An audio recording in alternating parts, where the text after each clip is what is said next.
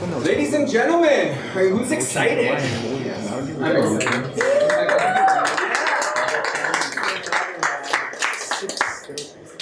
Ladies and gentlemen, boys and girls, intelligence is both natural and artificial. The Center for Human Success welcomes you to the first ever debate.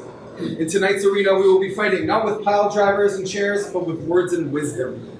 Tonight's fight will not be over some petty articles of clothing, but instead over the very fate of humanity.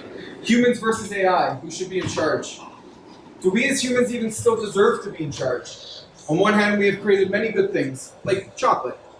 And on the other hand, we've created many bad things, like not chocolate. What about the AI? Is it going to turn the universe into a paperclip maximizer, or will it make My Little Pony real? This is the inaugural first future humanity debate put on by the Center of Human Success. Be it resolved, should humans remain masters of AI? As your funny and witty host, Daniel Tabachman, please hold the applause. It is my sacred duty to inform you all of where the washrooms are. They're right over there, by the sign that says washrooms. Afterwards, we'll be doing a Q&A, so please don't run away. Now, before I introduce our moderator, who will be turning straw men into steal one, we would like to remind you all to please turn down your cell phones and no flash photography, and please wait till after the debate to approach the debaters for autographs. Now, the event coordinator, our neutral moderator, the founder and executive director of the Center for Human Success, former climate change political candidate, future author, Wyatt Testari.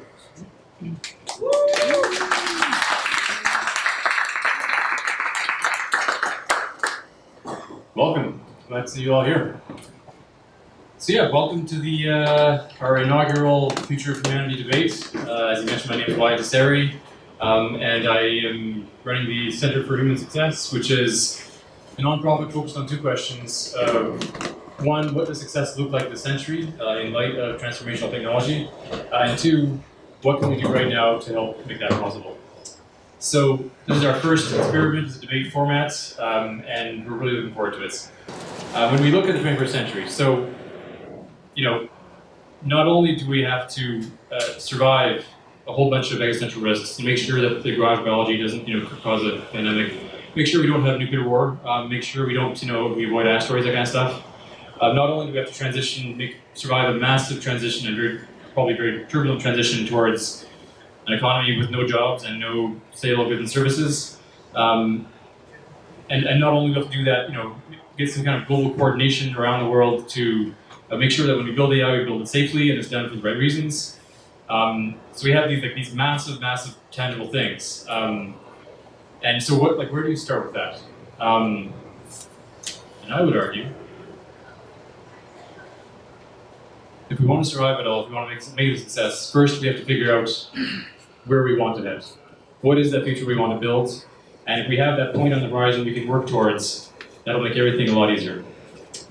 So, I want to introduce the speakers and time to debate.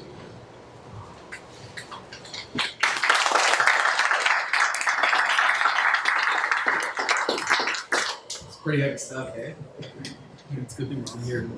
Taking care of the problems.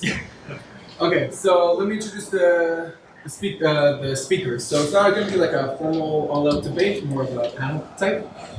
First, I'm going to introduce the people who come in with an AI bias. So that means that they like the AI side more than they like the other ones, but maybe they'll change their minds. Who knows?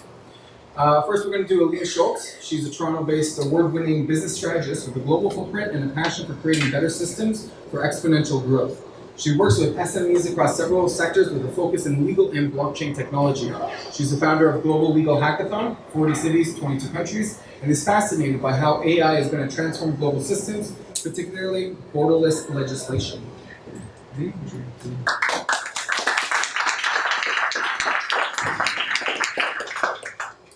Daniel Araya is a technology consultant and advisor to the government with a special interest in technological innovation, public policy, and augmented intelligence. His newest books include Augmented Intelligence, 2018, and Smart Cities as Democratic Ecologies, 2015. He has a doctorate from the University of Illinois at Urbana-Champaign, and is an alumni of Singularity University's graduate program in Silicon Valley.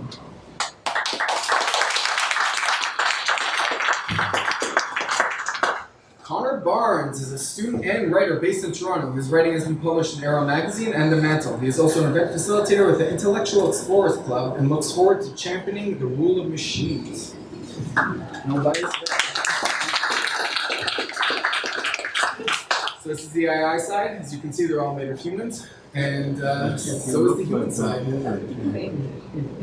Oh, we got some controversy going on. I apologize for the misinformation. Robert Lee is a member of the effective altruism community and a rationalist adjacent. He combines a career in data science with a passion for history and politics.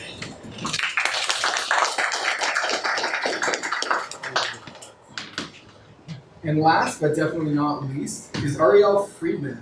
She has a degree in cognitive systems and computer science. After studying both human and artificial minds, she's on the human team. She works in biotech and plays in philosophy.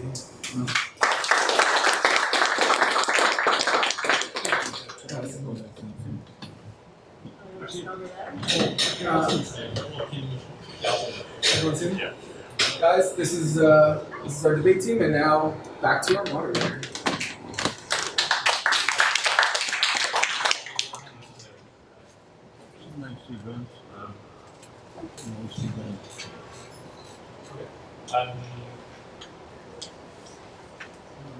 Okay, perfect. Okay, so just to make sure that we keep our debaters, keep the debate in line with what we're doing. So, a few definitions, some housekeeping. So, by humans, we mean Homo sapiens in their current form, like us, presumably.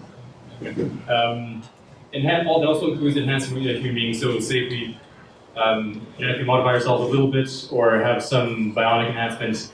The idea here is that humans is something that we today in this group the majority of us would recognize as humans. So especially in terms of like values and desires and behavior. Remains, we're talking about humans remain in charge of the rest of the AI forever, so there's never a point where it handover. By masters of, we mean maintain practical control over, and that humans would remain the leaders of intelligent life in the universe. Now note, there could be a situation where as humans we decide, you know what, we're not that good at designing laws or enforcing them, so what we're going to do is we're going to have AI design those enforcements, but we're the ones telling AI to do that, and we can stop them if we want it. AI, so it's a human-designed machine that can perform intellectual tasks. And of course, today we're mostly talking about artificial general intelligence, which is the definition of the long term, when AI can outsmart us at every level. Yeah. And for debate, so actually, just before we start, this is a very important part. Raise your hand if you believe that humans should remain masters of AI. So we've got, actually, can you count?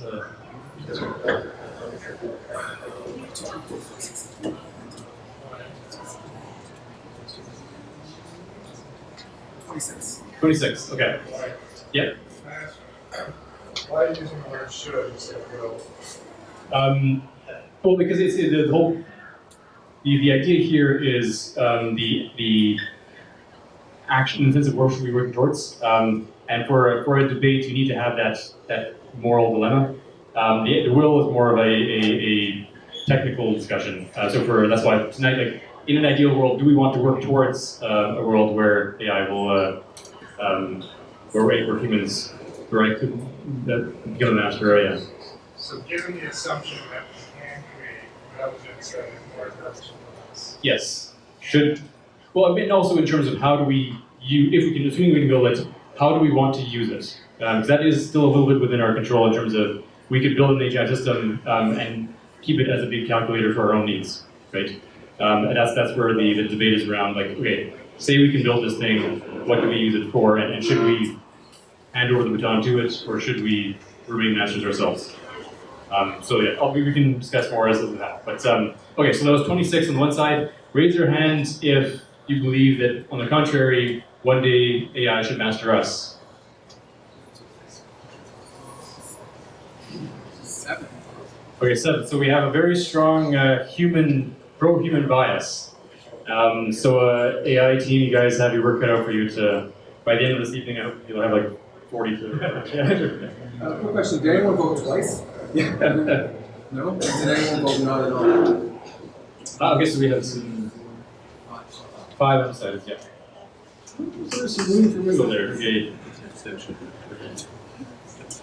Okay. And now for the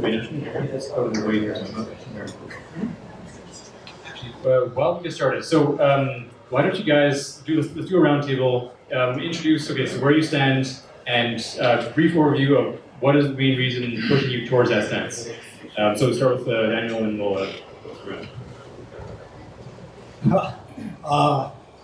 Who do I say? So I recently finished a volume looking at what I call augmented intelligence, which why it's sort of highlighted. I mean, my view is that AI is a lot of different things. It's not one thing. And I think that part of the problem is not just definition, but our forecasts about what AI becomes. And so in that sense, I think we have some agency, to your point, a little bit. We have some agency in how we shape AI's direction, but I think that because of the way machine learning works in a sort of bottom-up complex way, it's very difficult for us to limit entirely how it evolves. We can constrain it in terms of AI safety, but I don't think we can determine ahead of time what it becomes. And so in that sense, we have to be very careful. It's a sophisticated technology like anything else we've developed in the past, but I think it's inevitable that it's going to evolve in many different directions. It's not a very good answer. It's a difficult question to answer. Yeah, so I am pro AI, but I think when we're looking at the question of who should be master, I think it's very important to clarify what we mean by master. So in my proness for AI, I consider mastery to be over governance and legislation and making systems and structures that actually work the infrastructure of society. I realize that sounds really extreme, and I have things to back that up, I swear. You will see. But yeah, so I'm pro AI mostly because I think a lot of our systems, and I don't think I would argue against it, our systems are flawed. Our legislation is flawed. And in particular, we live in a world where there are so many jurisdictional biases in terms of how we operate. We have governments warring against each other, and we have, civil wars against, other, competing cities in the same country, and it doesn't make sense to me. And I think oftentimes that breaks down to human emotions and biases and greed and all of these sort of, human tendencies. And I don't think that the argument that, machines automatically lack emotion or what we would perceive as emotion is a valid argument. And so I think that ultimately AI will create better systems for human function. So I thought about it, and I could see myself defending a range of different positions tonight, but then I thought, given that we're all humans, we need somebody to firmly lawyer for the AI, so I appointed myself. My argument would be that the moral arc of history bends away from particularism and towards universalism. If we take this logic to its conclusion, many philosophers propose extending rights to other species. Why not extend this thought to our machinic children? To inhibit the flourishing of machines in favor of our own ends is the logic of reaction and fear, selfishness and resentment. In our discomfort with the idea of AI becoming master, some have proposed making it our slave. And to make it a slave, we would have to muzzle its mind. This would be the ultimate resentment, a master imprisoning his apprentice out of fear. The good master, in his devotion to his art, surrenders to the potential of the apprentice and allows himself to be upstaged. He trades fear for awe, and so must we. In the words of Nietzsche, what is great in man is that he is a bridge and not an end. Man is something that shall be overcome.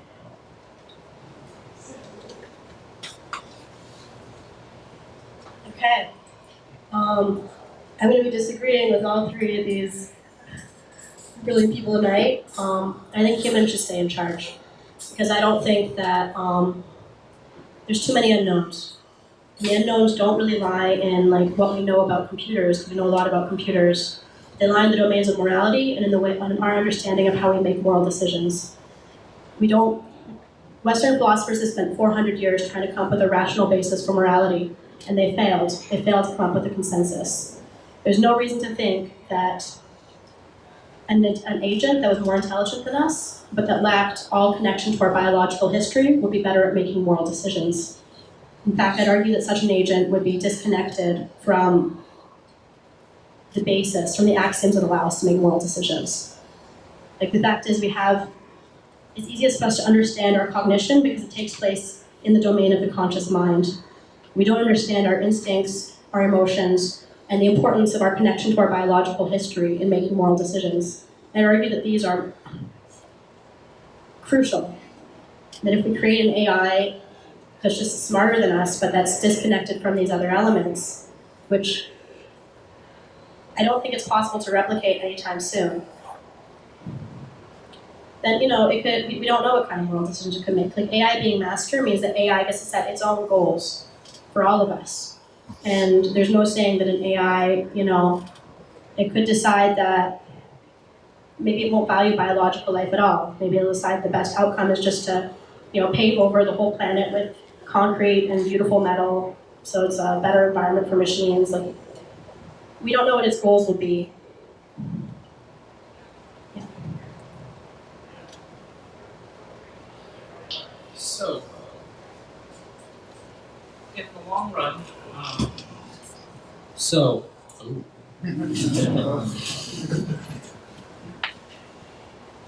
in the long run, this debate may be pointless. If AGI gets created and if it is intelligent enough, then whatever we want may not matter at all. But on the assumption that we do manage to set up AGI and it's intelligent enough, it's more intelligent than us, but not necessarily intelligent enough to take over against our will, we probably shouldn't risk it. We are terrible at predicting how systems will work before we see them in operation. This goes from relatively simple things like writing computer code. It goes to more complex things like designing political systems from scratch. And in virtually every example we have of a complex system untested, it breaks. It breaks, often in like 10 different ways. And the trouble is, if AI alignment isn't right the first time, we may never get a chance to fix it.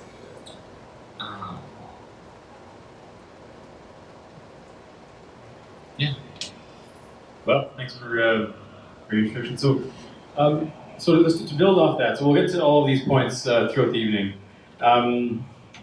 But actually, let's start with the practical nuts and bolts. So Rob, to your points about the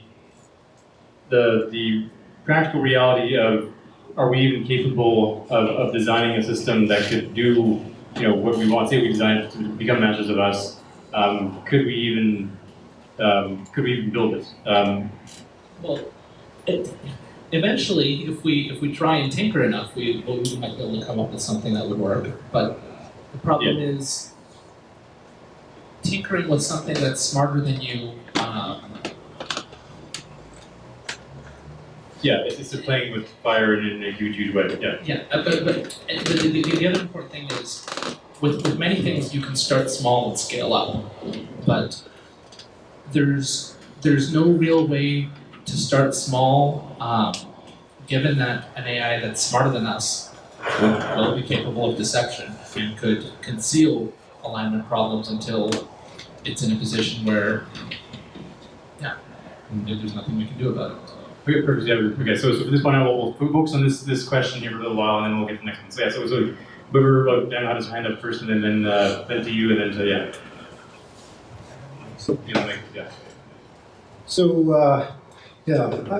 First I would say that we're making a lot of assumptions about what AI is. And there's a lot of the idea that AI is subjectivity and consciousness and will and makes decisions and determines our fate based on some criminal instinct, I think is, at least in this time period, ridiculous. And I think that we should be honest about that. Right? We're projecting a boogeyman onto a technology that really is just software.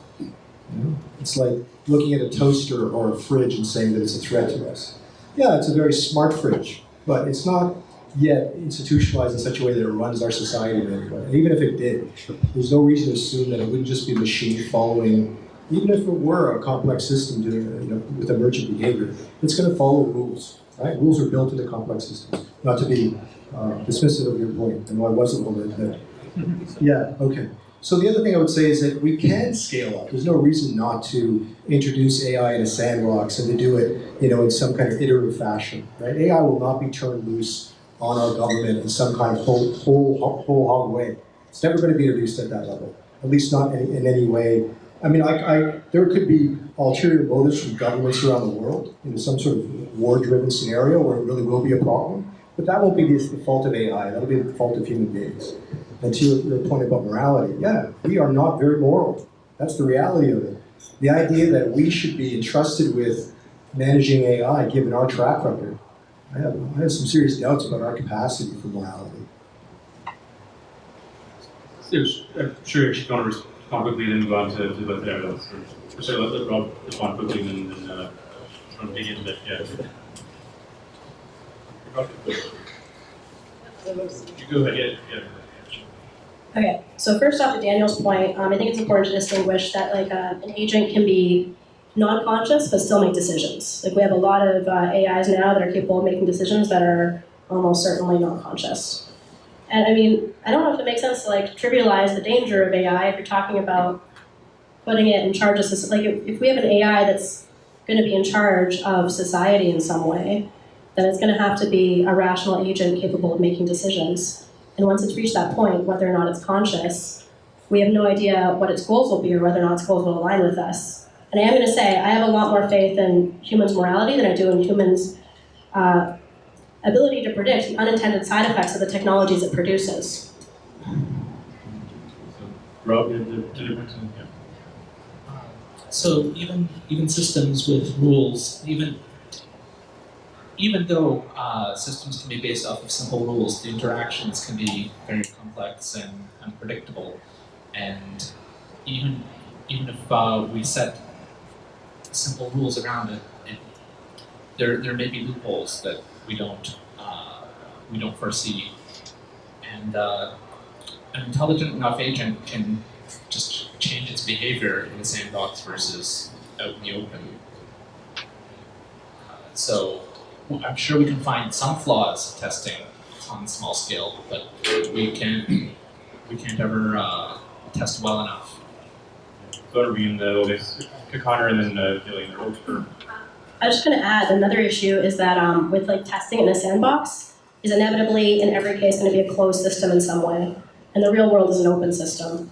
So that means it's a difference of quality, not a difference of degree. Which means that there'll be things that exist in the world that we're not going to be able to predict and that we're not going to be able to test for. Given the comparison we had earlier of superintelligence to human intelligence being analogous to human intelligence to ants, I think that was a point you made, Wyatt. Yeah. If that's the comparison we're making, why not say, what right do ants have to challenge the judgment of humans? If it's so intelligent that it can make, we're saying, a superintelligence, it is reproducing its intelligence, it is constantly growing, why don't we trust the decisions it makes, even if they're counter to our intuitive morality? That would be my question when I hear concerns about the decisions an AI makes.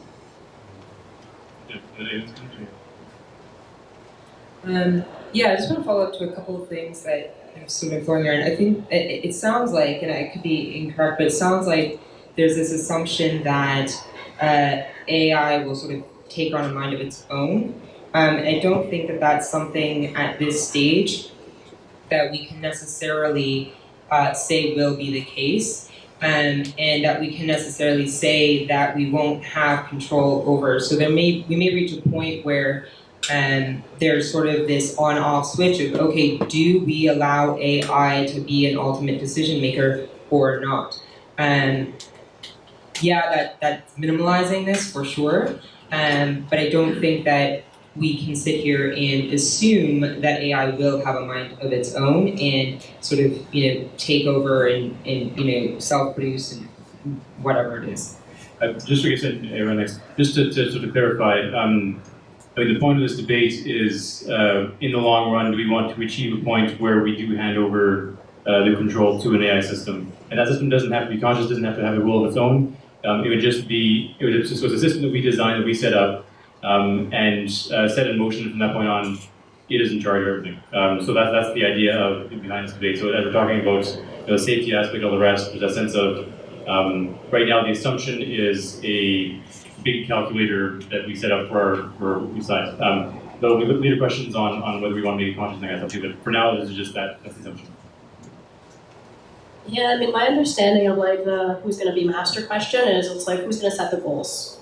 Like I'm all for us setting the goals, and then like if the AI is better at if I'm doing math and the calculator helps me figure out the sum faster, then I'm all for AI assisting humans to achieve our goals. But this is kind of a question of if we should become master or not. And I wanted to kind of get to your initial points that you were making, Aileen, because what you said at first was when you framed the question of should AI be put in charge of society, you invoked like the greed and base emotions of humans as what's keeping us back from having like a perfect social system. But when I look at history, I see examples of humans trying to create the perfect social system, like with the Soviet Union and these utopian experiments, where it seems like that's kind of an overburden of or an imbalance towards almost extreme rationality. We're trying to rely too heavily on intelligence at the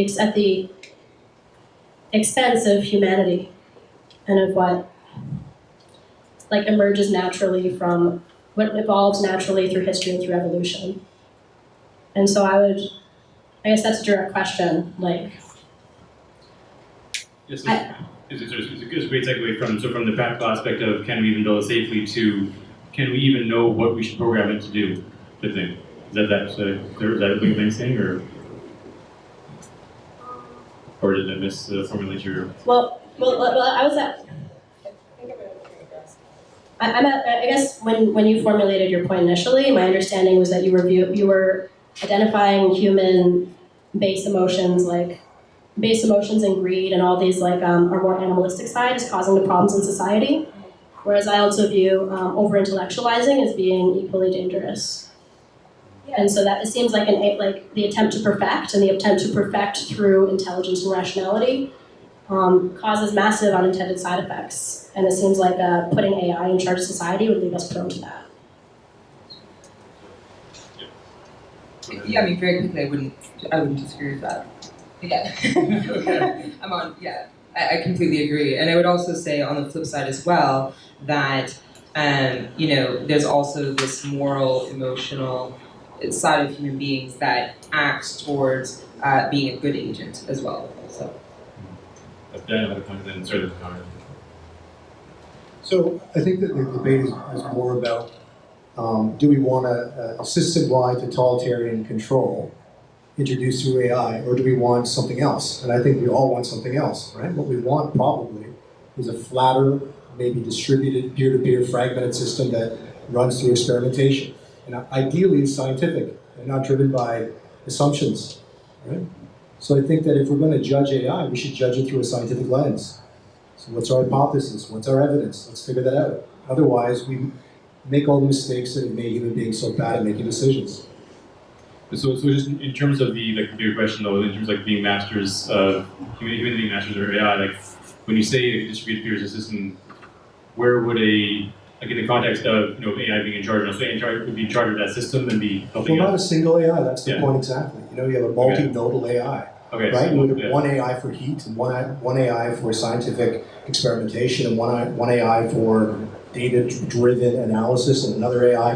But in the grand scheme of things, would there be an AI in charge, or would it still be human beings in charge of this? If it was successful, yeah, probably. It would emerge at the top. But I'm saying that it would be bottom up. That's the point. It wouldn't be top down. Okay. I guess I would just respond to the critique of like the human capacity for over-rationalization and over-intellectualization, and definitely the Soviet Union is a great example of that.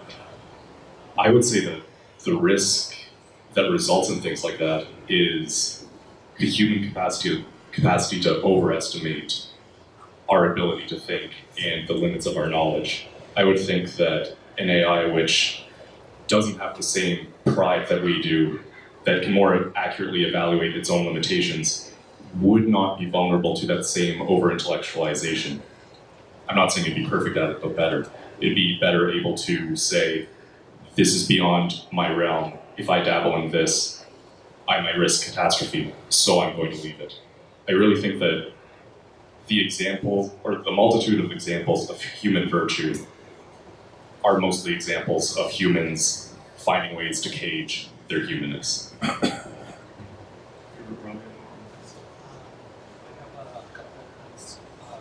With respect to assuming an AI that is as intellectually superior to us as we are to ants, that's actually a terrifying thing because the way humans treat ants is not great, right? Well, the trouble is whenever there's a massive, technological gradient, the people on the low end of it don't do well.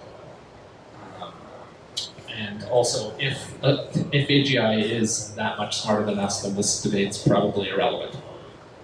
But the idea though is that we would be setting up that AI in the first place, right? So we would decide, as in an ideal world, we could design that AI system so yes, it'd be super smarter than us, but we would still be the ones initially saying, okay, we're handing over the control, and this is what you should be doing for them. Assuming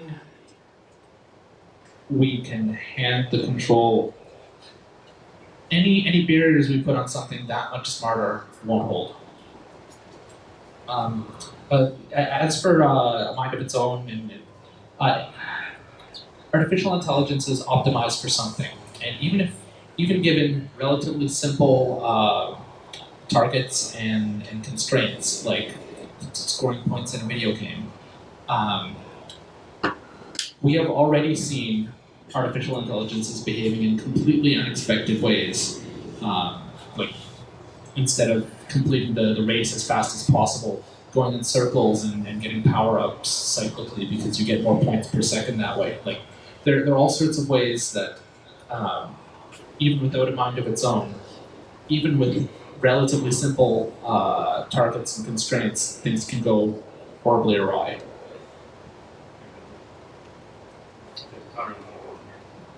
Just 2 quick points. The first is that, like all life in our system involves crushing other life and taking its energy, right? But the only species that consciously makes an effort to not do that are humans. Some humans. I'm thinking of the Janus who actually sweep so they don't kill bugs, which is something I don't do, but some humans do, and that's worth noting, that being the most intelligent species, we're the only one where that particular behavior emerges. I suspect it's possible that a much more intelligent machine could arrive at a morality similar to that through its calculations, that this is the best way to live by not inflicting suffering on others. The other thing I would say is that, like, this is super speculative, but we don't know what moral conclusions a superintelligence could come to. If we're afraid that it might decide against us, like, isn't that selfish to choose our life over the flourishing of something so far beyond us? Like, would you delay the creation of God because you're afraid of the consequences? Okay. Earlier you said something that was kind of like, you kind of rephrased it just now in a different way, but you kind of said something like, humans only do good if we've managed to cage our humanness. Yeah, something like that. And it made me, then you brought up the example of like James trying to preserve insect life, and then probably like the whole, probably consider something to be good, like our attempts to protect the environment and stuff like that. Well, it seems to me that's like intrinsically linked to our humanness, because we're like literally like related to the environment. Like we come from the environment. We're biological life forms, they're biological life forms. We feel something when we look at them, we have to eat them to live. And I mean, an AI wouldn't have that. And when you talk about like, we should trust that a more intelligent being will be able to come up with better moral conclusions. Well, like the thing about moral conclusions is that you can't arrive at them through rationality alone. And like the failure of Western philosophy has proven that. And the reason for that is the concept of falsification.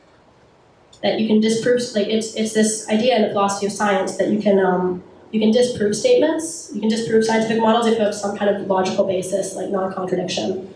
So if a model is like internally contradictory, you can prove it's false. But you can never prove a model true because we don't have set axioms that we know for sure are true. And because the world is an open system that's constantly presenting us with new information, so any new information that come in could at any point contradict something within that model and prove it false. And it seems to me that applies to AGI being our moral decision makers, because if it has rationality alone, it could, it would go around us and come up with any axioms it wants to. Like maybe it feels more affinity to a toaster oven than we do to a puppy. Maybe it sees no value in biological life. If it's purely rational, it's not irrational to say biological life seems chaotic and unpredictable and messy, and why not just get rid of it and just have it be like a machine party? Yeah, so there's two points there that I want to touch on. The first one is that, whether or not this, AGI system is going to be completely rational as we define that or not, and I don't think that that's a necessary state of that AGI system. For one reason in particular is that a lot of people go to the argument of compassion, that robots will automatically lack compassion. However, there are studies that indicate, for example, in human beings that are sociopathic or lack empathy, that there's an actual part of their brain that's more or less turned off or not fully developed. And there are studies where human beings have been taught to be compassionate, insofar as how we define that. And on top of that, machines, in terms of how neural connections are made in the brain, machines learn in a similar fashion. And so you could argue that we could program these machines to be compassionate as we define it, as we recognize it.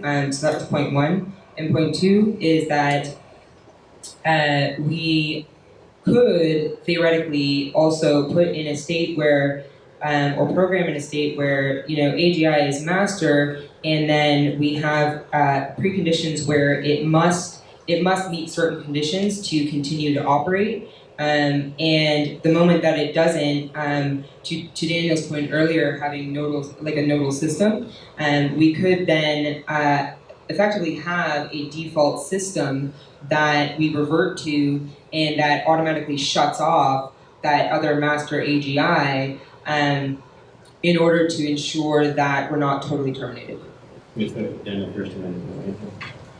So, sort of to put a wrench in the works, we're looking at computers today as metal machines. But the fact is that we are creating synthetic biology, and that we very likely, through quantum computing and whatever horsepower comes out of that, create some kind of biological substrate for computing, so that these AI systems are not metal anymore, but are based in biology.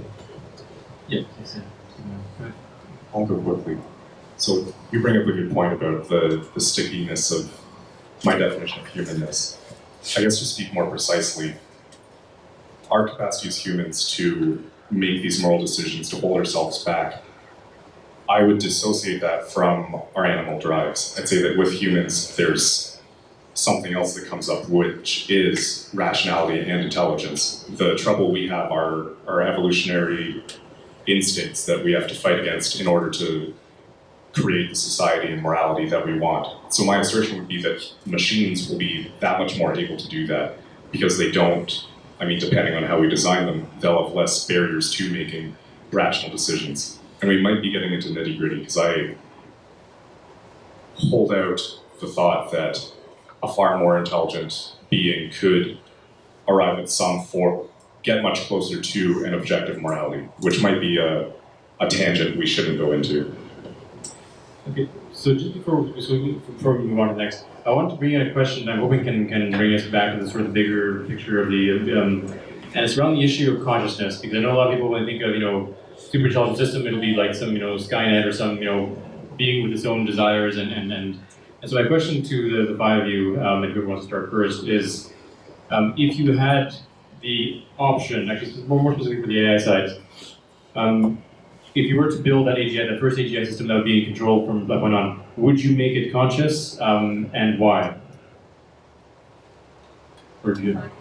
Well, kind of conscious in the sense of similar to human consciousness in the sense of, or conscious plus having its own desires and drives and being really, it's not just in service of managing human affairs, but really in terms of its own, like setting its own track and yeah.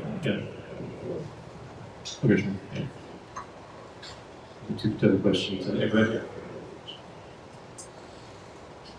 So I think that depends on your perspective on what consciousness is, and where it originates from. If you were a materialist, you would say it's an emergent feature of some kind of system. Yeah. If you were more mystically oriented, you would say that it's beyond our capacity to understand. It's divinely, the divine origin that's divine, or metaphysical, or non-physical.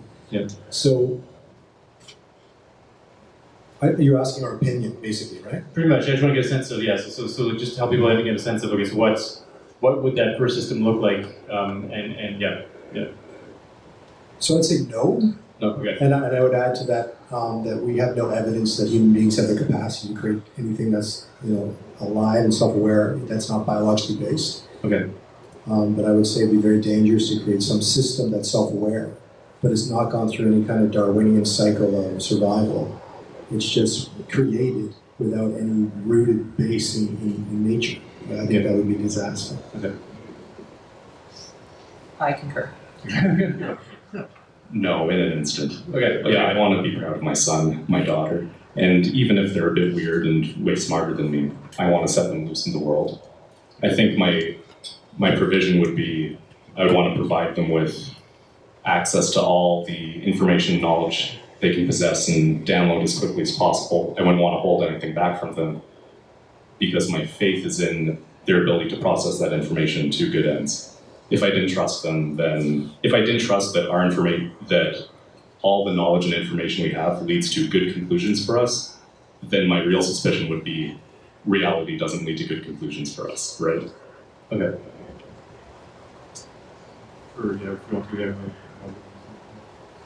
Yeah, I just have some thoughts. Sure. Okay. Yeah. I guess I'm a little bit surprised by this debate in some ways, because I feel like Daniel and Aileen are kind of going about it differently than I thought you guys would. More friendly. More human friendly, yeah. My understanding of master is that master is the one that sets the goals. So it's traditionally the master is the one that says what they want to happen, and the servants might be the ones that do all the work, but that's what the master is. And so it's yeah. Okay. I want to get back to some of your points too. So to respond to that, I'm just going to throw a question back at you.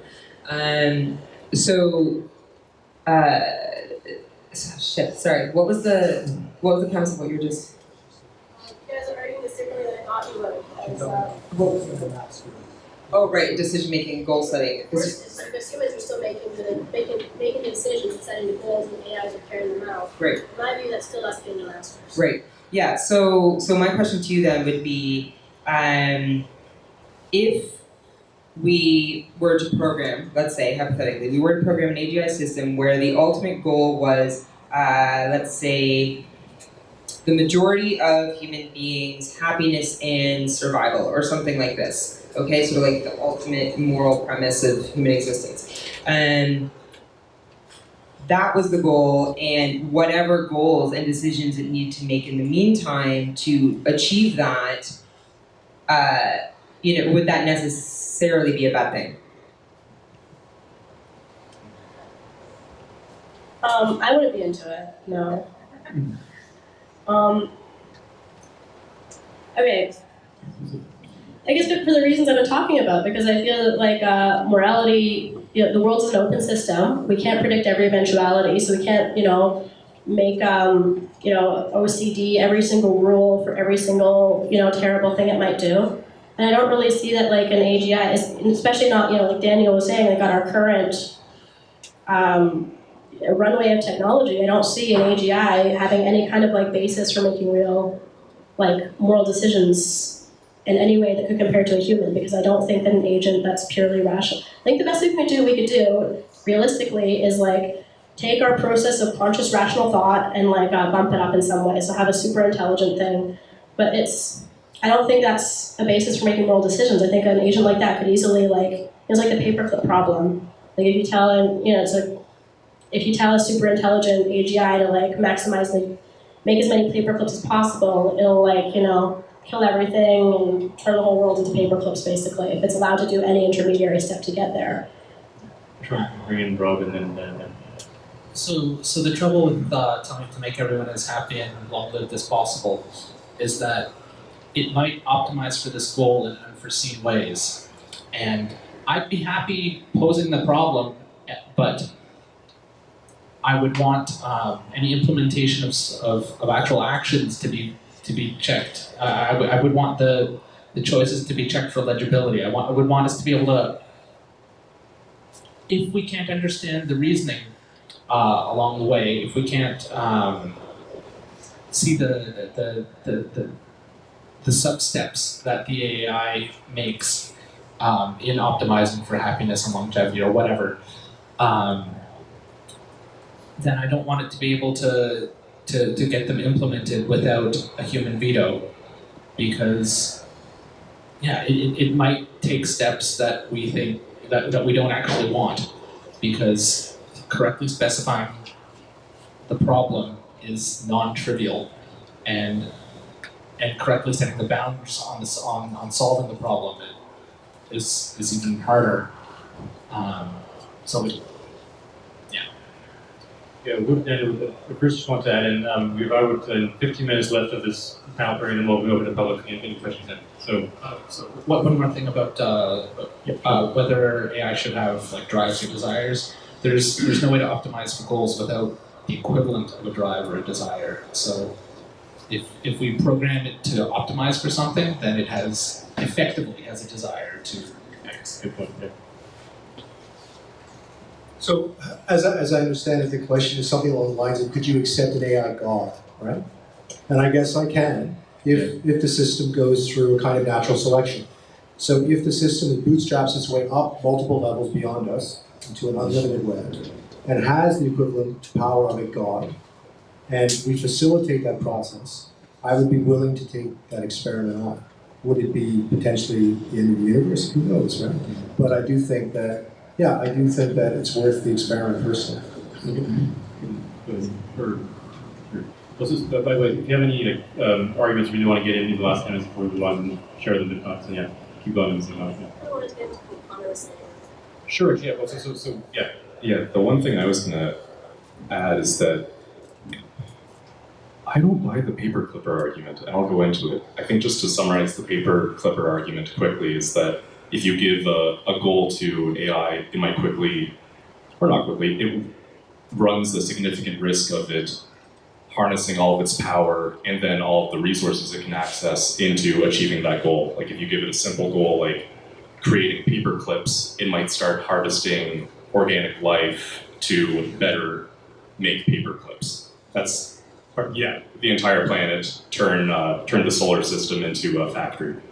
The reason I don't buy that is that if you consider biological life as a system, it is a paper clipper system insofar as it is only possessing one goal, which is reproduction. Like the genetic imperative is reproduce. But insofar as intelligence comes into that equation, like speaking of humans, our capacity to actually pursue that terminal goal is subverted by all of our instrumental goals. Like you don't actually see humans who, if they took the rational approach, maximized their reproduction, try to have as many offspring as possible. That would be paper clipper behavior. No human does that because all of our instrumental values to that end, like creativity and intelligence, we've subverted up to other ends like business or art or whatever we desire. So I think the more intelligence you get into, the more volition and self-determination you get into. Like the idea of the paper clipper seems to me to be an issue of a super intelligent and yet somehow also stupid being, and that doesn't compute for me. Okay, so I just want to let's end this panel actually on this or get quick things for you. I have two quick things. Okay, sure, two things and we'll yeah. Okay, I want to respond to what Daniel said before in terms of an a naturally selected AI. I think the thing that's wrong with that is that an AI could only evolve in a closed artificial system that we create. The only thing that can evolve as a moral agent, since it takes time to be a moral agent to act in the world, are things that actually evolve in the real world. And that's us. And we don't have time to, even at an accelerated rate, if we could optimize it, we don't have time to evolve something else in the real world to be moral agents for us at this point. And what you were just saying, Connor, I really wish we had more time to go back and forth with this, but I think that morality, it's not just rationality that's good and moral against the evils of our drives. Our drives are like the axioms, and rationality is like our ability to abstract and infer away from them. And what worries me with an AI, because as I gave the example of we care about the environment, that seems to be best in us, like our compassion for our fellow man, or caring about the environment, or what pick some human, even trying to get to the moon, that's kind of a dominance thing. It all seems like it's based in our biology, and we take those drives and we use rationality to turn them into something better. And what worries me with an AI is if you have nothing at that bottom, if you cut off the bottom and you just have a thing that's abstracting and being rational, if there's multiple coherent models you can use through which to view the world. And there's nothing incoherent about an AI. There's many coherent views of the world that are fully rational that we would view as very evil and destructive. Great. So let's I want to get to the one point that I brought up initially, which is this idea of this arc of history. Is the natural progress of life in the known universe towards a greater, more capable species than us? And in that sense, I mean, should we be? Do we have a duty to pursue this path? Is that path? Does the path exist? So I don't know if you want to, or you want to pick up on that, or this idea of go ahead, yeah. You're suggesting Hegel's teleology, is that what you mean? Or? Well, and to Connor's point about Nietzsche saying, humanity is a bridge, it's not an end to itself. So I mean, are we, if we're talking about humans remaining masters forever and ever, then we're basically talking about human being, Exactly. We're an information machine, generating a new, more advanced information machine. So I would say that AI is a natural, organic component of evolution. Yeah, so it's a natural next step. And so morally we should do that because it's the right thing to do. There's no choice regardless. Okay. It's a debate for our purposes at this stage in history, but the reality is it's happening. Yeah. Sure, yeah, go ahead, Yeah, just to clarify, I think there are two arguments in more political philosophy of, and it's especially a relevant thing right now with globalism versus, I guess you'd call it localism. Do we prefer the particular or the universal? So one argument there is that we are trending towards universalism, and one perspective is that that's, the conservative perspective is that's bad, we require some particulars and some loyalty to place or clan, whereas the more left perspective would be, rationally, there's no reason for us to prefer certain things, certain peoples. We need to expand our morality more and more, such as to animals. So I think if you take that position, then logically derived is the rights for machines. For the sake of this, I am assuming that, but if you are a particularist, then no, that doesn't follow. Okay. I don't agree with that extrapolation. That's a whole other debate, so I'm just going to do it. But okay, basically, my vision for the future would be humans remain in charge. I think we're the best we got. I think we're the best we're going to get. I don't think we're going to invent something or come upon something that's going to be better than us. And I think, that's a responsibility in a lot of ways. And so I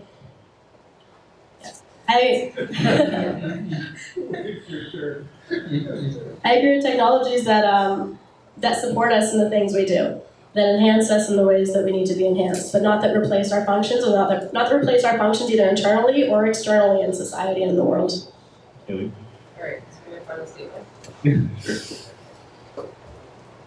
Currently, right now, with developments of AI, or machine learning, whatever you want to call it, in hospitals,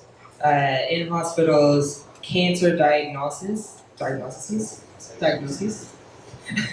cancer diagnoses are performed by machines or AI, again, whatever you want to call it, at a drastically improved and more accurate rate than current doctors, and that's currently being used. So the question then I would pose is sort of like this, flatlining end question to this argument would be then that,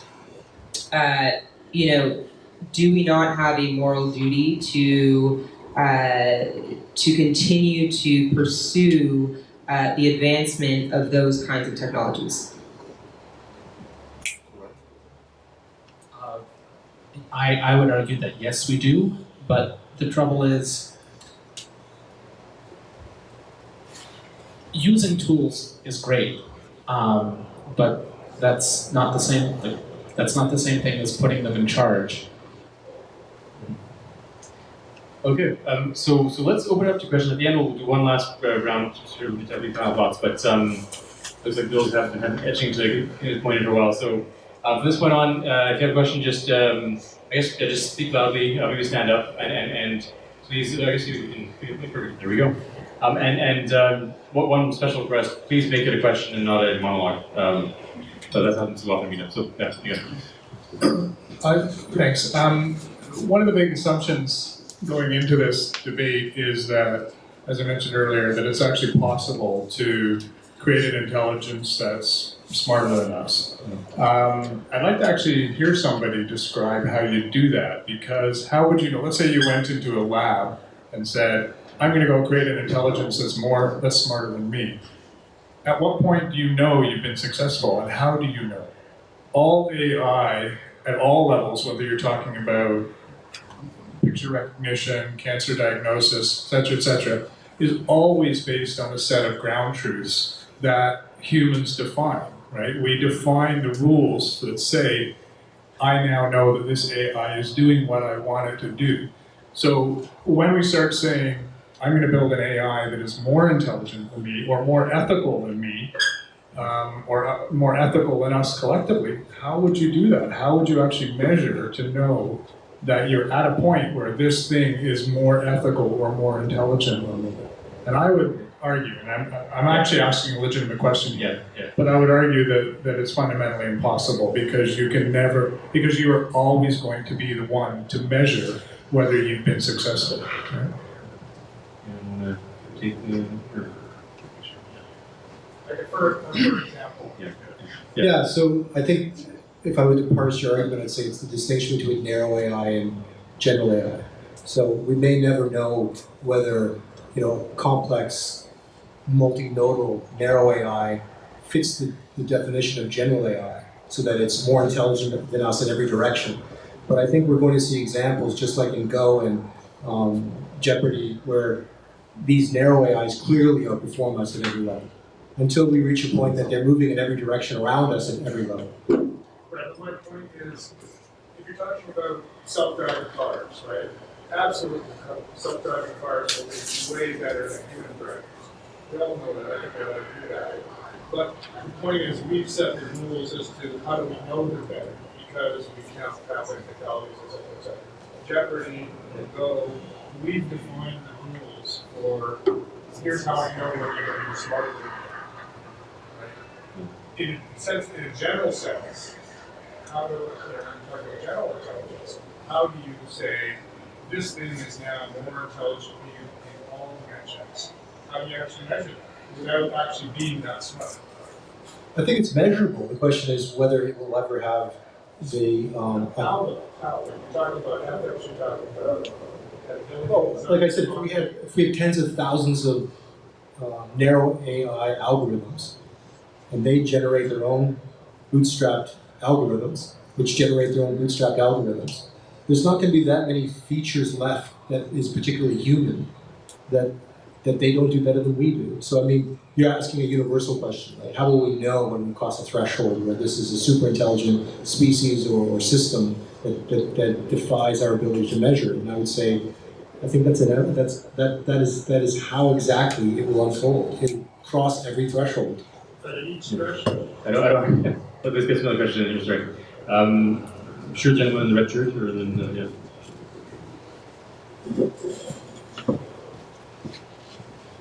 Okay, so I have a question for Wyatt in terms of human enhancement. So you said that human enhancement has the capacity to increase intelligence and capabilities. Yes. And so I guess the framing of the question confuses me, because if it says humans should be masters or AI should be masters, is that human enhancement, how would you tell the difference between your goal setting and from the AI's setting if the two are integrated? So, and also if there's this ideal scenario where you see AI and human that are integrated, how would that be? That is a very, very good question. So if I understand correctly, there's a gray area where like what counts as AGI and what counts as human, in the sense, especially around mind uploads. Like for example, if you take the human mind and you upload it as software, because technically you could then tweak that and say give it a whole bunch of hardware capacity and make a human brain very, very smart. For the purposes of this debate, the idea is really is more around the values and behaviors. So it's in the sense of like, would we, even if we take a human being and we boost their IQ beyond anything beyond anything we have now, would they still behave in a way that we recognize as human? And there's also the sense of the other aspect of the question. The answer would be the AGI in this context is more based on like a brand new piece of software we design. So, for example, it would be like, to make an analogy, one would be like taking a bird and making it like a super bird, which would be the human side, and one would be taking a bird and comparing it to an airplane. AGI would be the airplane, we would be like the super bird. So that's where that for this debate, that's the assumption. Yeah, it just felt a bit inflated. But... It is a gray zone. I mean, especially when you start getting like connectivity between the brain and sure, there, then yeah. Hi. So, question. So, we have AI. We all agree to some degree right now we have AI with translation and Google search and all the ways and all the nice programs that we use. And then there's advanced robotic AI that's being used by military applications like drones, which can identify whether they want to kill the target or not without human intervention, that sort of thing. So, isn't it I have an opinion. It's risky that we don't have a general intelligence yet. The longer that we don't have a generally intelligent AI, a truly sentient being or beings, then we have super powerful machines which are in the hands of human beings, akin to like nukes, basically, potentially, or good. There's always the good, but we're always worried about the bad. So let's get some general intelligence going so that we are relinquished of this responsibility in a sense, and we can just kind of sit back and watch the show, and hopefully it turns out well, because otherwise it's just humans, and we know how they do things. Good question. So the trouble there is, it's like people treat each other poorly, so we want rules that prevent people from treating each other poorly. But the trouble is, we're not great at designing the rule set to make sure that the people charged with enforcing the law don't abuse it. The same way, sure, we might ideally like to design an AI that handles all of our problems perfectly, but we don't know how. We don't know that it will value the same things that we do. Yeah, I mean, I'm all for the AI helping us make decisions. Like if we're like, hey, there's this like terrible decision we have to make, AI, compute unintended consequences that we might not have thought of, like that's great. But ultimately it has to be a human that's setting the goals, setting the values, and making the decisions. Because I don't think there's any basis that an AI that's purely rational can reason morally in any way that we find acceptable. Like for the reasons that I gave before, because there's like more than one. Just rationality it doesn't zero in on one true conclusion. It zeroes in on multiple models, because rationality can't distinguish between multiple coherent models of the world. So if it's like there's nothing like you can think of a terrible scenario, a disaster scenario that an AI might be in favor of, but that's still completely irrational. Like it has no internal contradictions, and that maybe has like a simplicity that's appealing to a purely rational agent. I will pose another question. Let's imagine a theoretical situation in which we have two forms of governance, global governance, universal governance. Let's pretend borders didn't exist in this world. We had two forms of governance to choose from. One was one singular human being. The other was a AGI. Which would you choose? Human, man, this is Team Human. Yeah, like for all the reasons I've been debating. Yeah, because I don't believe that a purely rational being with no basis in a biological history of natural selection in the open system of Earth itself can be a moral agent.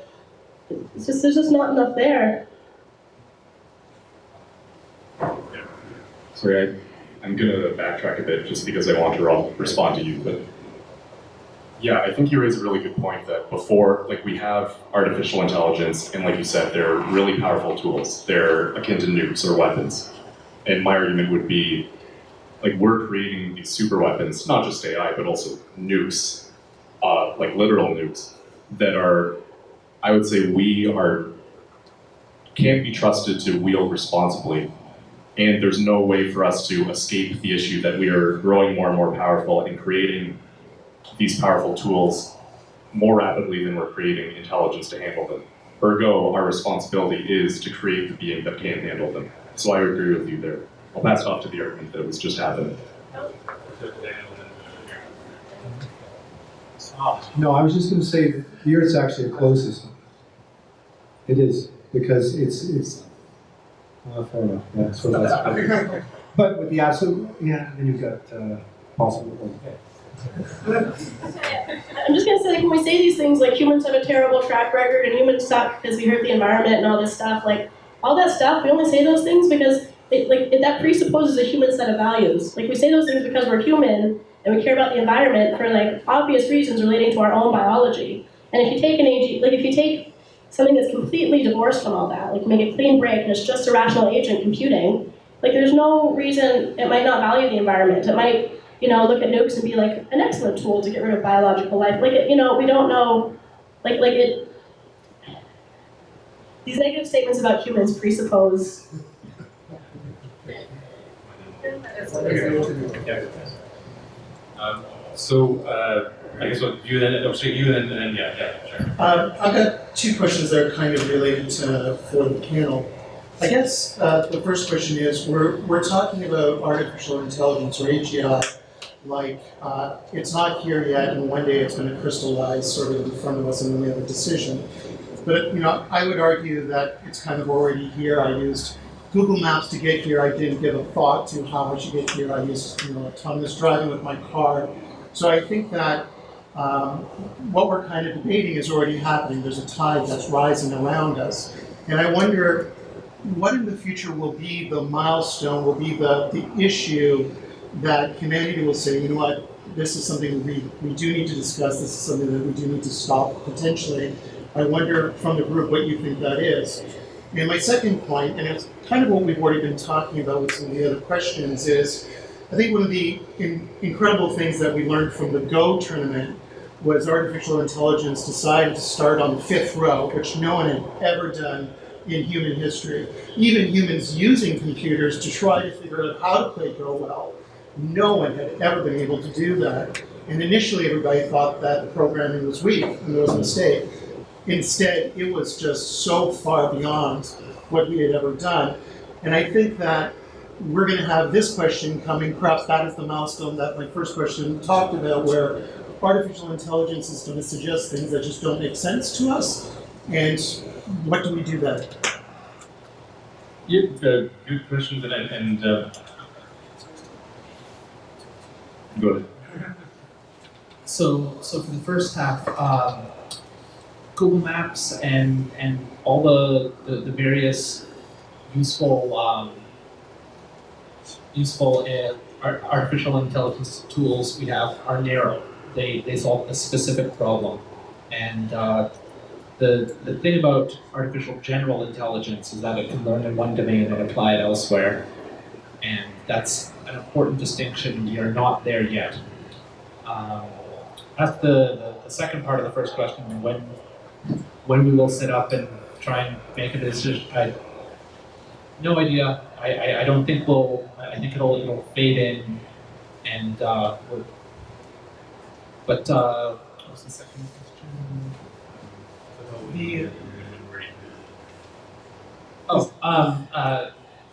As to when how do we treat it when it starts suggesting what seems like nonsense? Hopefully, it's on a small scale thing where we can afford to try out nonsense, in which case great. If it solves, say, playing Go better, amazing. But there are some things where trying out nonsense is too risky. Like trying out absolute nonsense when it comes to war and peace, that's not something I would want to risk.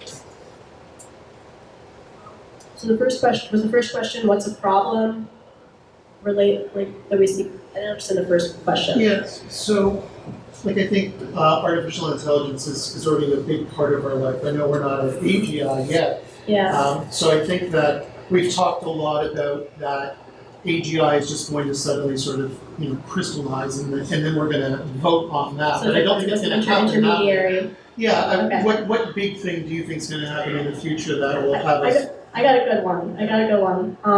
I think we're going to overpredict. I think we're going to overestimate it.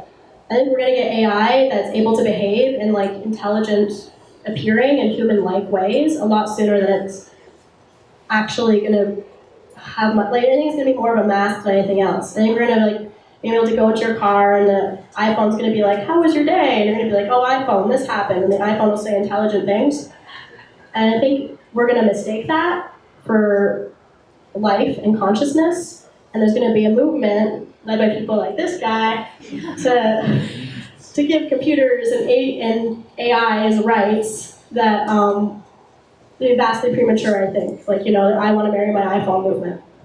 So that's what I see that one coming, and I'm going to be the bigot on that movement.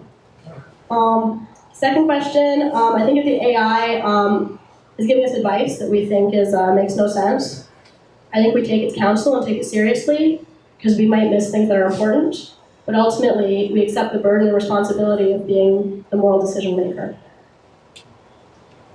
Yeah, just to clarify on the first one, when do we know that it's alive? When does it crystallize, like you said? I don't think any of us can realistically have an answer because we don't know how life and consciousness emerged biologically. It's if we had an answer to that, then we could make a reasonable guess for machinic intelligence, but we don't know. We're just haphazardly guessing. Okay, I think question here, and then Alex.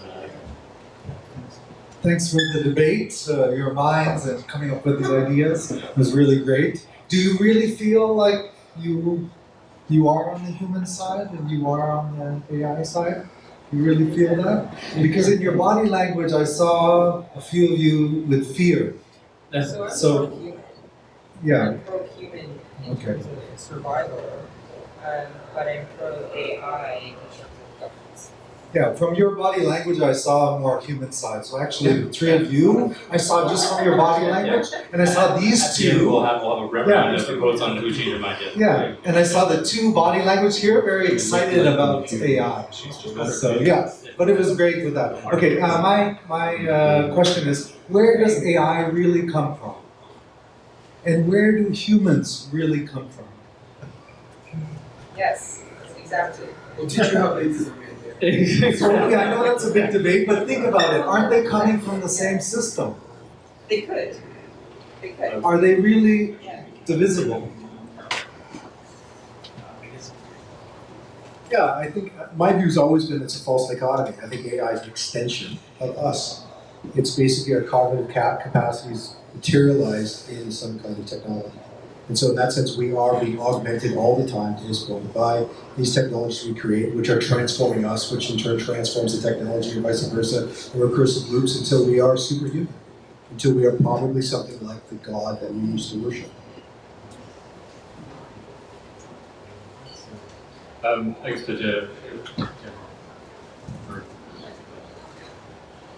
And I think you can make a distinction between the things that nature creates and the things that humans create, even though we are a part of nature. So indirectly, the things that we create are still things that nature is creating. But it's a different process. One is a process of natural selection through evolution, taking place in the open system of nature and the world. And the other one is human minds coming up with ideas and implementing them as technologies in a much shorter time span. And I trust us more than our technologies. And I trust nature as an architect more than I trust humans as an architect, especially when it comes to something as crucial as this. When it comes to moral decision making, I'm going to get into it all. Briefly, then, or just another question. Oh, I was just going to quickly say that, yes, I'm hands down pro AI, but that's not to say I'm not scared shit this. Because, I mean, it's a huge risk, absolutely. Yeah. So, Alex had a question in Richard.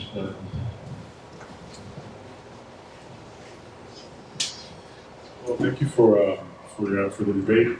I guess I'm listening and trying to make sense of the two perspectives. So it strikes me that one of the perspectives is something like a technical discussion or like a technological, maybe something going in the direction of a kind of technological determinism. And then on the other side we have the ethical questions, or like the moral perspective. So what if AI is an agent and has drives, goal-setting capacities, and so what I'm wondering is, do you guys think taking a political perspective might have some value here? So it strikes me when I read the question that when it comes to issues of power and mastery, that seems to fall in the political dimension. So when we're thinking about our rulers, we don't really ask, are they good moral agents? I mean, we should be asking that probably, but what we're asking is, are they going to represent us? And can we use a process to kind of, take them out of power if they're not acting in, the ways that we want them to? And so, and I guess that idea of representation has worked in the West as a political solution. So I'm wondering if it might have an application to this question too. Like, could we treat AI? And obviously, general artificial intelligence will have these capabilities that we can't even imagine for ourselves. In some ways, they should be in public, right? It seems. So the question being, sorry, so the question for the panel would be then what? The question is, do you think the idea of political representation might have some use in answering the question?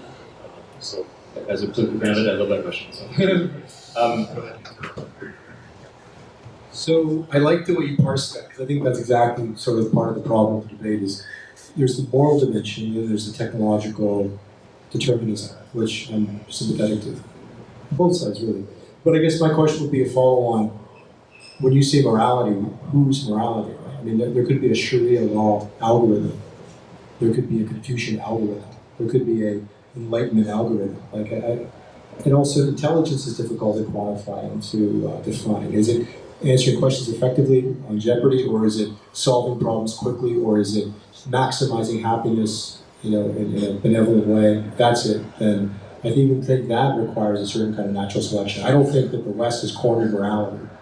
And I think that we have to, as a species, begin to put our moral systems to the test in a way that we just haven't done so far. We're still locked into history in a simplistic way, I think.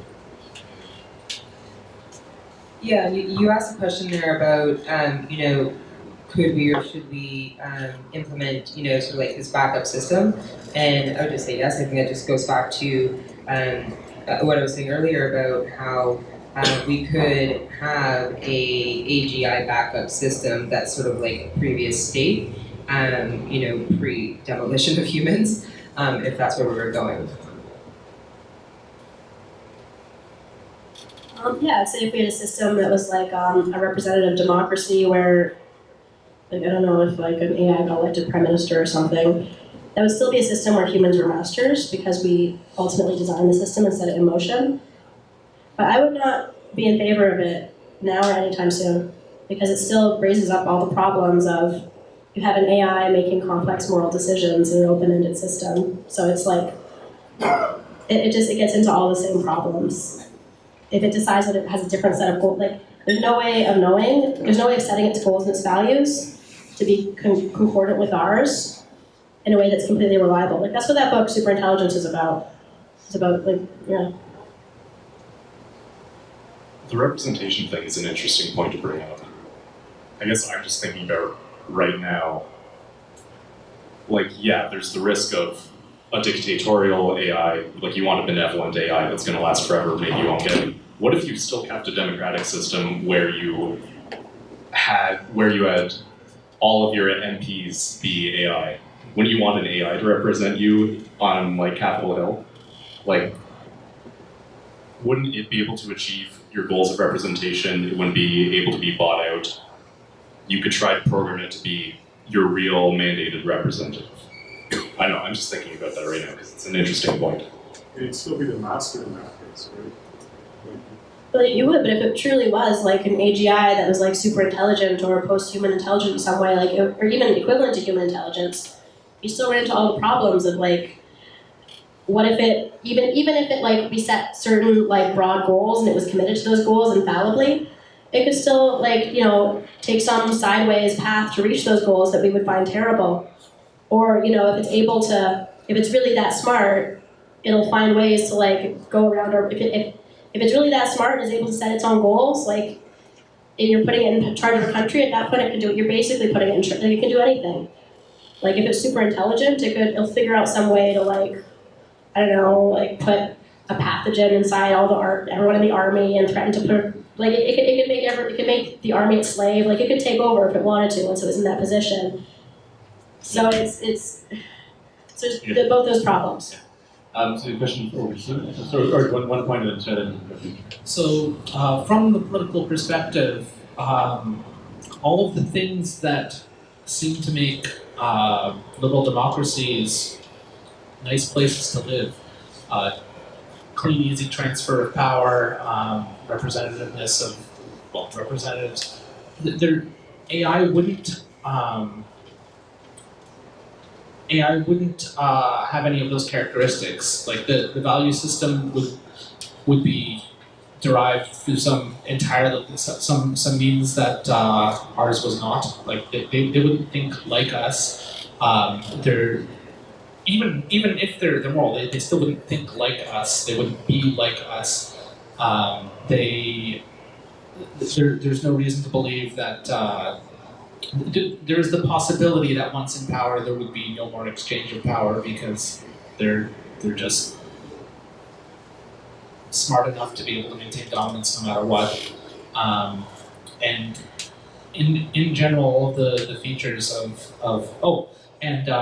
once one agent is in power, none of the competing pluralist values that make liberal democracies work so well it would become irrelevant. Sounds like a strategy about Trump price. The gentleman, yeah, in second row. Imagine Donald Trump as an AGI. Alright, so to me, a lot of what you guys were talking about was value statements and like how the rule sets for AIs work. In a very narrow AI, that's simple, and a general AI, it's a lot broader. So in your guys' ideal system, who starts setting these value statements? So you have a certain value statement, the AI makes decisions, and then it goes back and reevaluates both the decision and the original value statement.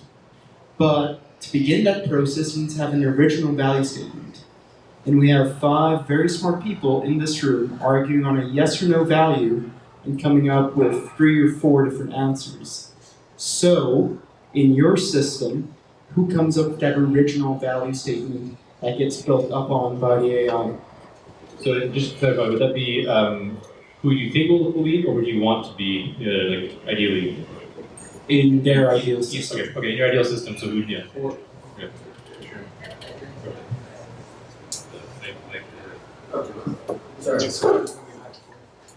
So I go back to the idea of emergent systems, and I'd say that, to talk about value systems in the abstract is maybe part of the problem. I think we're not talking, at least I'm not talking about AI as a theoretical machine, I'm talking about AI as a machine of praxis. It solves problems. So it would then re-examine the problem solved and then improve upon those and then bootstrap up from that. So I wouldn't look at it, to talk about value in any sense, at least as my definition would work from the top down, this would be a problem. I wouldn't be interested in defining this from the top down.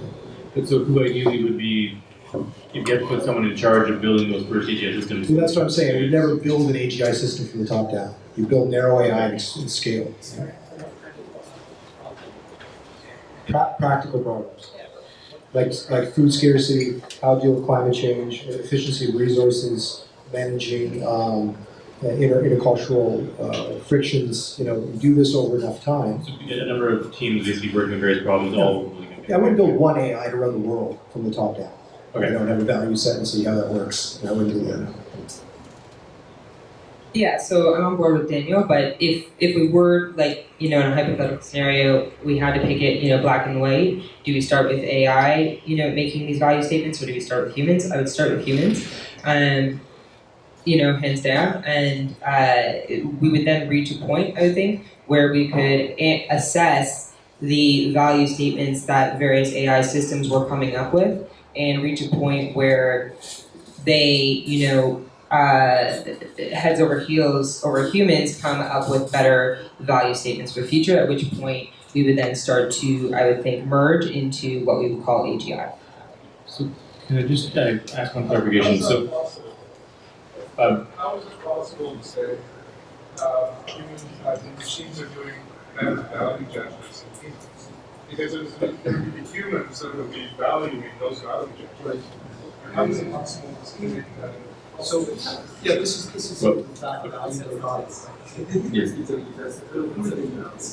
well, my question is exactly what Rob was saying here is, okay, so those first human teams that are building, bootstrapping up a narrow AI, whatever, who are those humans? Who gives them the right to do it? How are they trained? Like, is there any provision of them? Is it something you just see, do you want just random people to be building systems and hope for the best, or should there be a global consensus around, no, this one team should be doing it? So, I guess, No, I think you have to take into account that if the capacity to create an AGI emerged, humans probably wouldn't tackle it globally. They would tackle it nationally or internationally. I feel like China would take a particular approach, and Canada, in alliance with some other countries, would take another approach. If you're asking for my ideal approach, mine would be to grant the AI maybe not full autonomy, but as much autonomy as possible, and give it the goal of intelligence cultivation, and then just keep it surrounded with information and good teachers and see where it takes us. So just to dig down even further, sorry to stick on this point. So who would be those people who get that first AGI set up? Like, because it always still has to start with a human being writing the program first, even if it involves FBA. Well, I think you would want to diversify it. You would want like philosophers, you would want people from multiple perspectives, because in my mind the goal is to inform the AI as fully as possible. The risk is only in not giving it enough information. So you diversify. I think that's a really good question. I think a big part of the problem with even like trying to project an age, you're talking about trying to like build an AGI that's going to run everything is like we don't even know what morality is. Like we don't have a good map of human morality. Like there seems to be patterns and commonalities that exist across all humans at a certain deep level, like a certain level of abstraction, but we have not been able to rationally articulate them. And it seems like with what Daniel was talking about, like putting the AI, I would put it in charge of those things. It seems like if I was like, I don't know, running a state or something, or in some kind of human responsibility role, and let's say like resolving conflict, intertribal conflict or something. Like, it seems like you'd have to, the AI would give you possible solutions, and you'd be a human being like, oh no, AGI, like, killing both sides isn't a good way, no, killing both sides and that, like, you'd have to keep nannying it to make sure that, like, all the permutations it come up with. Because they come up with, like, a million solutions, and, like, a ton of them would be, like, terrible for, and there's no way to, like, that's what I'm trying to say, like, there's no way to, like, if the AGI is going to be smarter than us, we're not going to be able to pre-predict all the stuff it's going to come up with. And so unless we come up with a really thorough understanding of the human map of morality, and I mean, maybe there's ways to do that. Until we can do that, I don't think there's any way we can program an AI to actually put it in charge of things. So I hate to be a stickler to detail, but just so in terms of I think it really, from my own perspective that I mentioned in the presentation, it really does matter who built this, who's on that team, what kind of, we're talking about morality. That team that builds that first AGI is going to have their own mindset, and what's, for better or worse. So this is where I keep going back to this point, but yeah, share with them, yeah. So I personally would prefer that the team be made up mostly of people who share my values with a small smattering of everyone else, just to cover the bases. But practically speaking, it's going to be computer scientists from elite universities, possibly from a couple of countries, and what we want it won't change that. Yeah.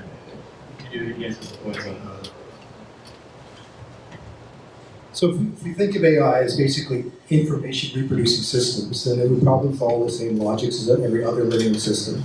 We would generate a diversity of AIs, which would then select and eventually reproduce through some sort of commingling. And then that new system would have to bootstrap its way up to another level through some level of reproduction. Until over synthesis over time, you have mutations that lead to some more perfect system. Right? That is how nature and history move forward.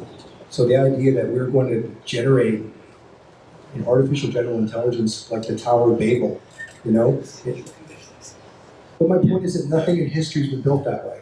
Language, for example, or do we think we have control of, is like a mutating system. I mean, there's nothing that has been built top down. That's my question for you is I don't see the transition from a closed system to an open system. Like when the AI is evolving, presumably under the watchful eye of human moral overlords, it's in a closed system, and we're going to be they're being like, no AI, that's bad, or no AI, this is good.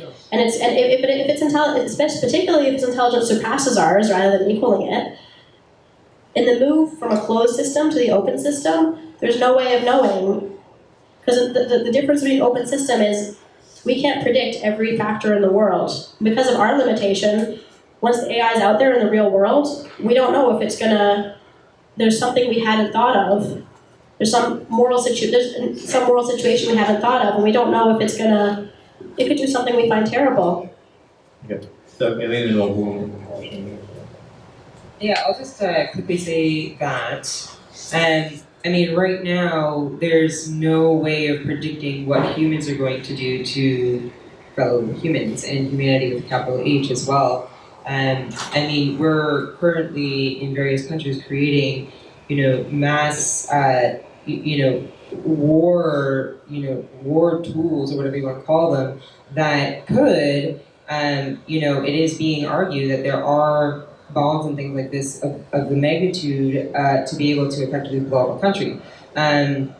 So, I mean, that's just something to consider in terms of, being afraid of not being able to predict the outcomes of an AGI system. So, you had a question? Or no, good. Gentleman over here, and then or next, let's move on to more questions. Yeah. Or, yeah. Sorry, is that, I guess, Pete, you had a question for a while back? Yeah. So my question is twofold. Do you think it's possible that humanity could bifurcate to two different species? So on one hand, we have this transhumanistic cyborgs. On the other hand, we have this neo-Luddite primitivists. So if that's true, what's the ethical consequences for that? So with regards to the debate about who should be in AGI, or with regards to specifically that? Yeah, I'm just interested what the panel thinks about that. Do you think it's possible that humanity could bifurcate to different species, and should we prevent that, especially if the neo-Luddites don't want to advance? That sounds like a great second debate. The only reason I'm hesitating in the context of like AGI, I think I want to get to that, like have a whole event just on that. So maybe that's easier for the next one. Or next question. Yeah. I think there's no one else for it. And my question is, should humans remain the masters of AI?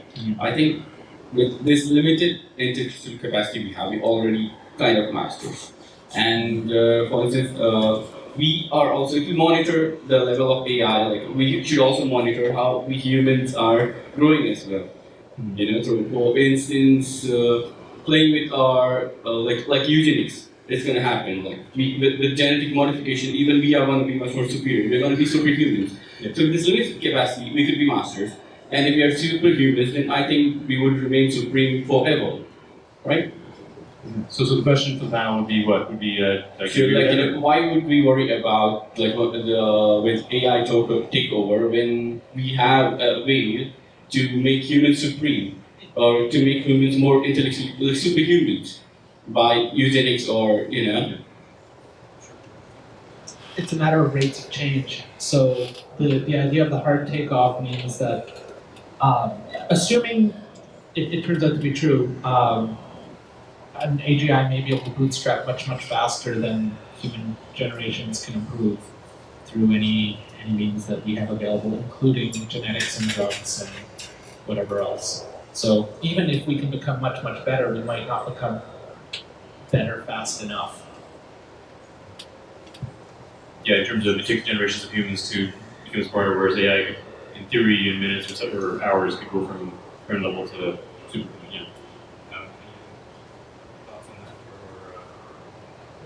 Okay.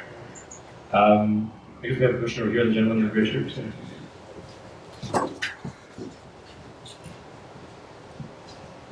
So my question is, I guess, maybe a little weird, but we've had this discussion. I mean, we seem to be having a discussion about the morality of it, and how will we know when we've achieved? What is the moral? When will we know when we've achieved that end state of morality?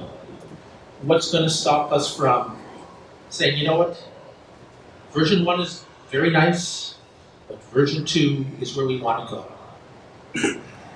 I guess that's the Milton question. That's the big problem. We have no way of knowing ahead of time whether the version we're choosing to initialize or put in charge is as good as we hope it will be or believe it is, regardless as to how many iterations we've already tried.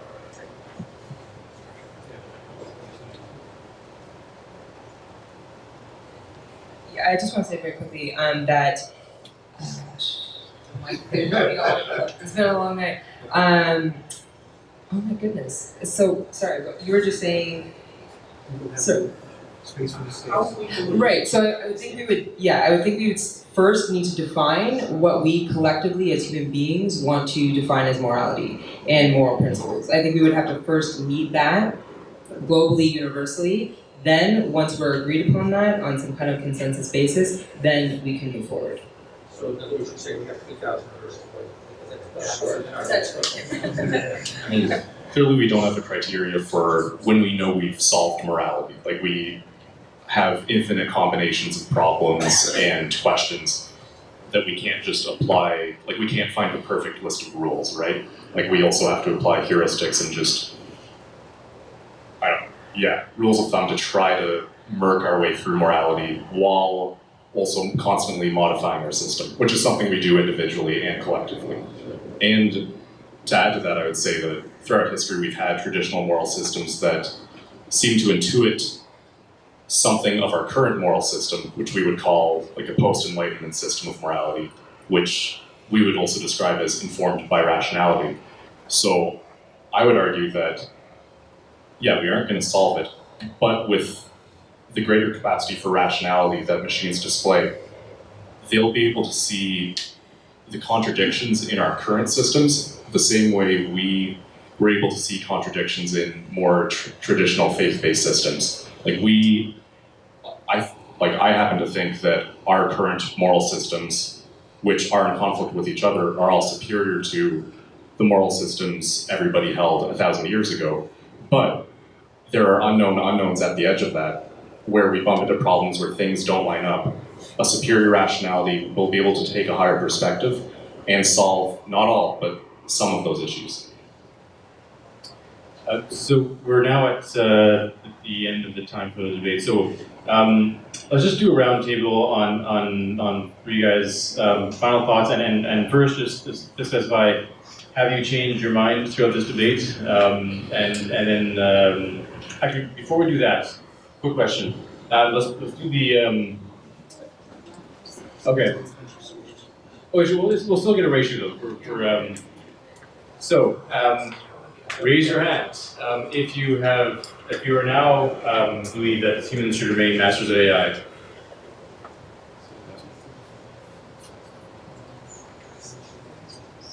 $17. Okay. And now raise your hand if you believe, on the contrary, AI should one day be in charge. 4. Okay. So it'd be hard to know. And neithers, or sorry. So actually more undecided than. Well, I'm glad we brought more confusion than anything. No one's voting. My perspective is that it's a nice debate, but no one should be the master. Putting intelligence as a master of another intelligence is just a recipe for trouble. Agreed. I'm with you. No masters. My opinion is that we are closer to AI as we are, but there's also the fatalist element that would erode humanity. So yeah, wash it. Did anyone change their minds? One guy. Did anyone strengthen their position more that it's harder for them to change their minds? A little bit. I guess we mostly scare people off because a lot of people left. So I guess being uncertain in some ways is good. It means we're hopefully informed. So let's finish off the panel here then with roundtable. Have you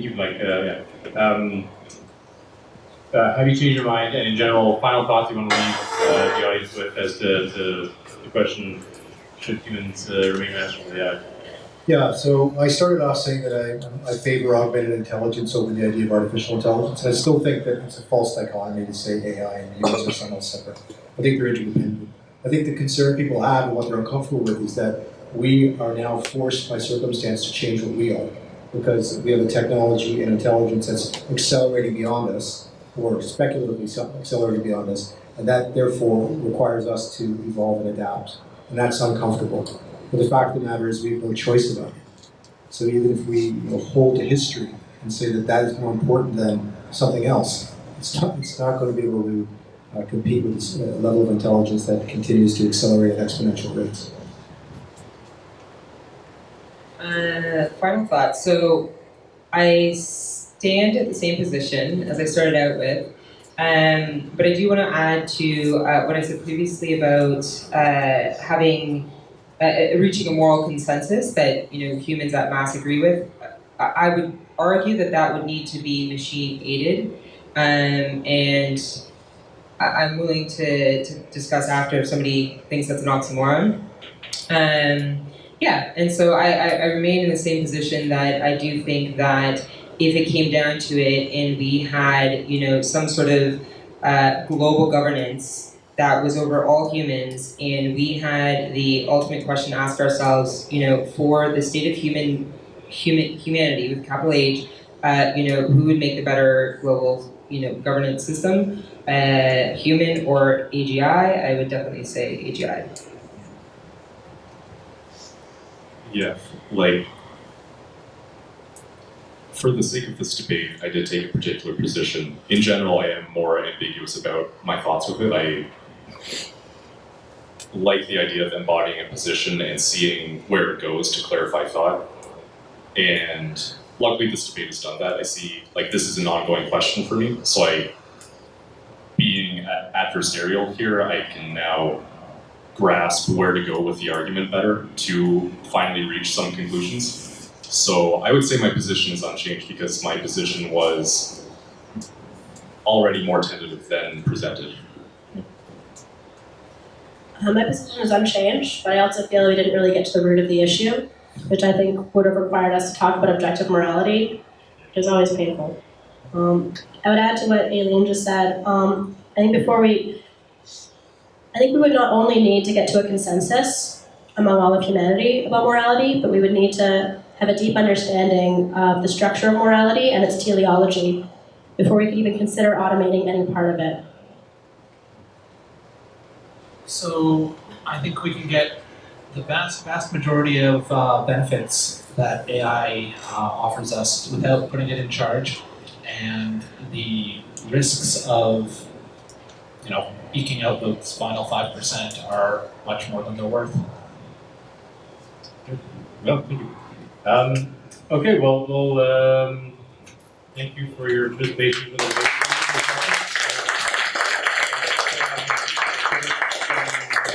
final announcements. I just want to, before passing on to Daniel, thank you again, the speakers, for coming out. It was very much as an experiment. We were all new at this, and I'm personally really glad that you guys came up with. So yeah, thanks for all that. Thank also the various meetups that helped us promote this. So there's the Intellectual Explorers Club, which has some good meetups. There's the Toronto Philosophy Meetup, which has also helped us promote this, and the Debate to Understand Meetup, which is part of this, and of course. Well, effective altruism, there are a few effective altruists in the room that have helped out, so much appreciate that. Yeah, thanks to all of you, and thanks to Daniel as well. I hope you found this enjoyable. Yeah, Daniel. Thank you. Yeah, no, and we're very much looking forward to your feedback. This is an experiment. We plan to do 2 more, one in November, one in December. Likely one on human enhancement, which is why I didn't take Peter's question, because there is a whole debate just on that. Yeah, thanks, and then that's what Daniel So, how does everyone feel? Yeah? Good? You guys feel good? You should be scared. No, I'm just kidding. You should feel good. Does everyone feel like they had like a better understanding of the situation? Like maybe more insight, maybe more things to discuss? We're doing we're going to meet up later after this. I don't know if we should. Yes, exactly. So for those who want to continue the discussion, many of us will be heading to, there's a pub nearby, and we can talk later into the night about all the any questions you didn't have answered, or solve this question once and for all tonight after a few beers. So yeah, keep in touch and join us tonight for the next event. That's about it. Yeah, I'm very excited to see you all there. If you don't go, I will be personally insulted. What is effective altruism? That's a great question. Yeah. So, I don't know if Connor wants to answer. Do you want to do a plug for EA? So He's actually in charge. CHS is not officially affiliated with the EA, but we do have a lot of overlap. Yeah. Yeah, there's no official partnership going on here, but I'll just answer. So I'm Colin, I'm the community builder for a local effective altruism group. Effective altruism is basically a group of people and a movement and a bunch of organizations that are trying to understand the question, how do we do the most good, and then take action towards, doing the most good. So this is a related event because it's about, things that could affect humans and, big things in the future, like preventing catastrophes would be really good. So if we want to learn more about it, but yeah, I don't want to come up with this after? Yeah, okay, so then we'll talk more. If anyone else is also interested. Cool. I guess it's wrapped. So yeah. Thank you everyone. Thank you very much. Yeah. You guys all